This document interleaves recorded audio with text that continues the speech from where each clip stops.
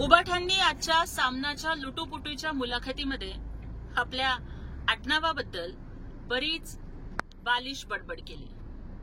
उबाठा अहो माणसाचं आडनाव नाही, त्याचं कर्तृत्व ब्रँडेड असावं लागतं। आणि आज पुन्हा पुन्हा आडनावाच्या ब्रँडबद्दल बोलून तुम्ही सिद्ध केलं की तुमच्याकडे फक्त ठाकरे हे आडनाव आहे, तुमच्याकडे कर्तृत्व नाही, दातृत्व नाही, वक्तृत्व नाही आणि नेतृत्व तर मुळीच नाही।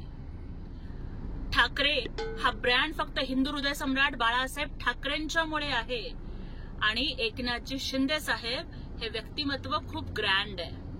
अहो मला सांगा की ब्रँडेड वस्तूंचा संबंध हा जनसामान्यांशी असतो का? ब्रँड हा एअर कंडिशन दुकानांच्या मध्ये विक्रीला ठेवलेला असतो। आणि उबाठा तुम्ही सुद्धा तुमच्या मुख्यमंत्री पदाच्या स्वप्नासाठी हिंदू हृदय सम्राट बाळासाहेब ठाकरेंची तत्व आणि विचार विकायला काढले म्हणून तुम्हाला ब्रँड आठवतोय।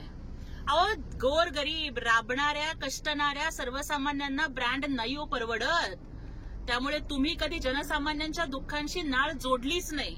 एकनाथजी शिंदे साहेब हे कष्टकऱ्यांच्यासाठी, दलितांच्यासाठी, शेतकऱ्यांसाठी, वारकऱ्यांसाठी, लाडक्या बहिणींच्यासाठी कष्टत राहिले आणि त्याच्यामुळे त्यांचं नेतृत्व हे ग्रँड झालंय।